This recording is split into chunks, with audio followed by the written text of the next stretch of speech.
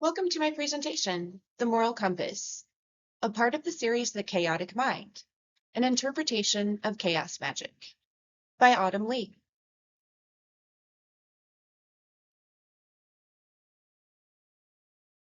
Today we will be going over what the moral compass is, what it means to you as a fledgling chaos magician, and how it impacts every aspect of your life once you've chosen this paranormal spiritual path. We'll talk about your morals and how they form your personal code of ethics.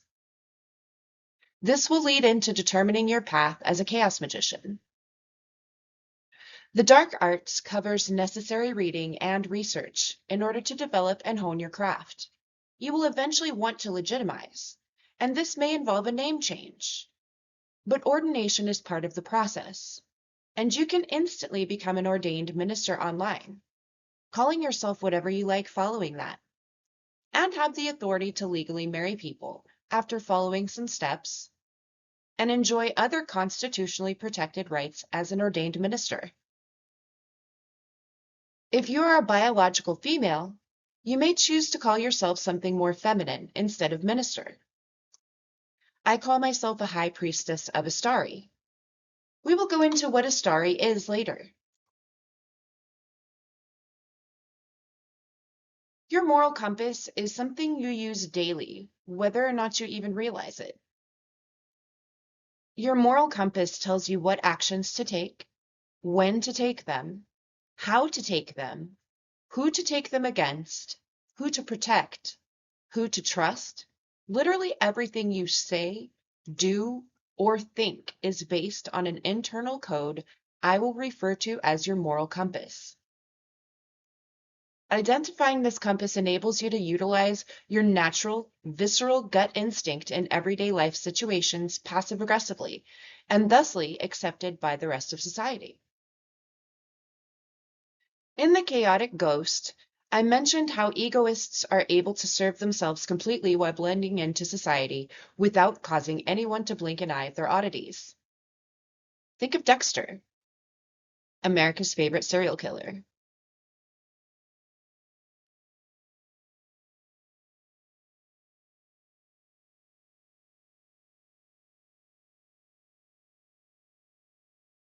You can watch Dexter on Showtime.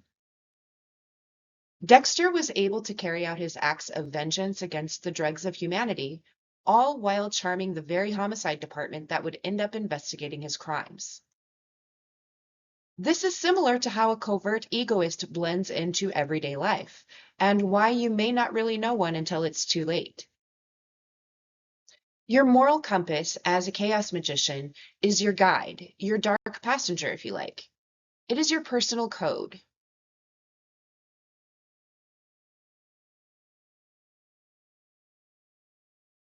Moral ambiguity is the circumstance of being unclear about boundaries and ethics. When someone doesn't appear to have any morals or maybe loose morals, they're lacking in self respect, autonomy, or something else that would otherwise make them a useful human being. Someone who does not have any morals or lacks a personal code of ethics is subject to many treacheries in life, and not just paranormal. This person needs to work on their internal sense of self and self-efficacy prior to engaging in any practice, inclusive of chaos magic, that involves activities requiring strong frontal lobe functioning. Developing a good sense of right and wrong is a start to any effective code of ethics. Your moral compass should be the guiding light that perseveres when your gut instinct and conscious perception of a situation do not align in some way, causing you to experience negative emotions.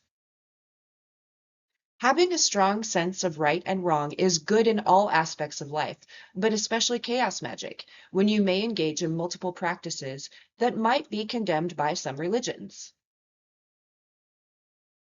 My version of chaos magic involves necromancy, and many chaos magicians utilize this condemned practice for many reasons, which are useful to today's society and culture. Some reasons to use necromancy include predicting the future, carrying out a difficult task, and reminding dead souls that they are no longer alive, and they are free to move on to the spirit realm.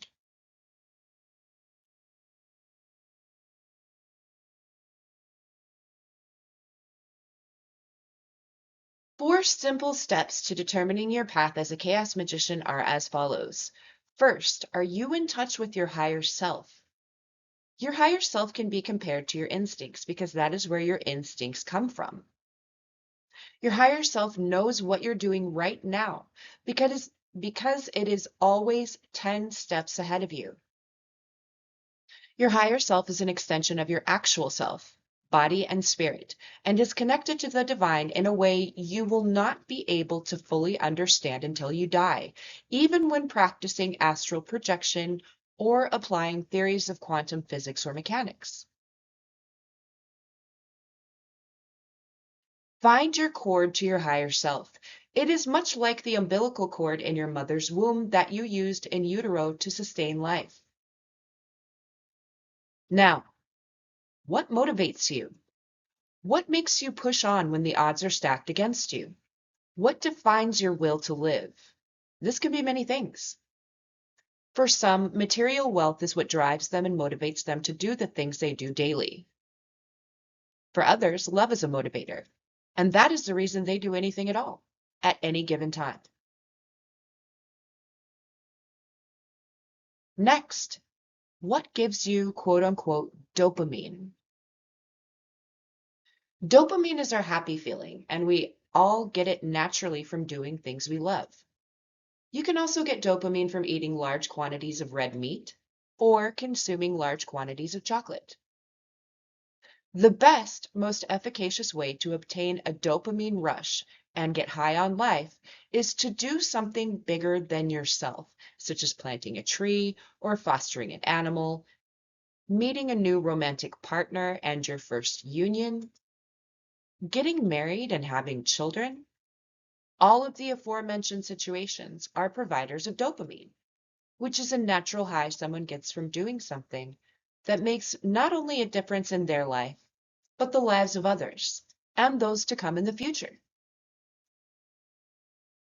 Leaving a legacy is the best provider of dopamine, and it also provides your actual self with something to motivate you when life hands you lemons and you don't have the wherewithal to make lemon cake or pie.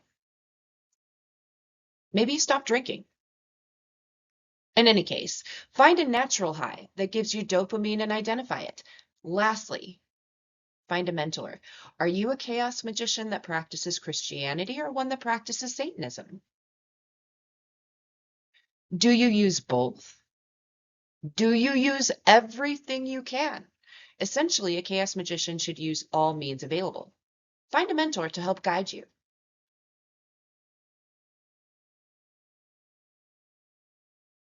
Even though there are condemned practices in any religion by some other competing religion that says it is wrong, it should not stop you from learning about them and perhaps incorporating them into your personal eclectic variation of magic.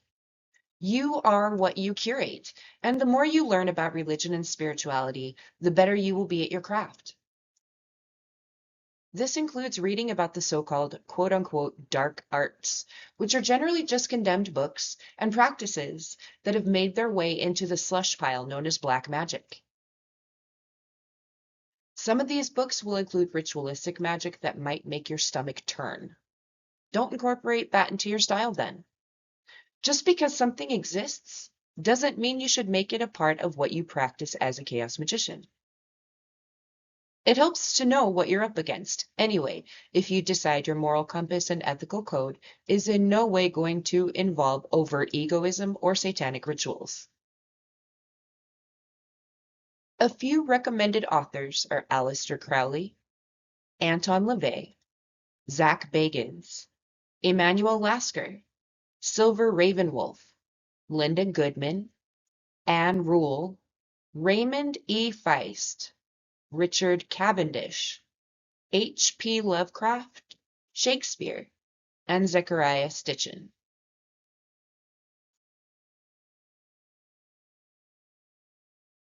I first became an ordained minister of Universal Life Church in 2005. I have reinstated my credentials of ministry and am referred to during rituals as an ordained high priestess. I have the legal authority to marry people in any religion essentially, but Astari is the only unrecognized religion I have performed ceremonies from which I use ideology. Astari is something I will go into later. But if you're interested in branding yourself as a religious pioneer, like me, consider legitimizing by becoming ordained as either a minister or priestess, however you would like to refer to yourself. Once you've done that, look into tax benefits and branch out, spreading your message far and wide to those who may join you in this incarnation.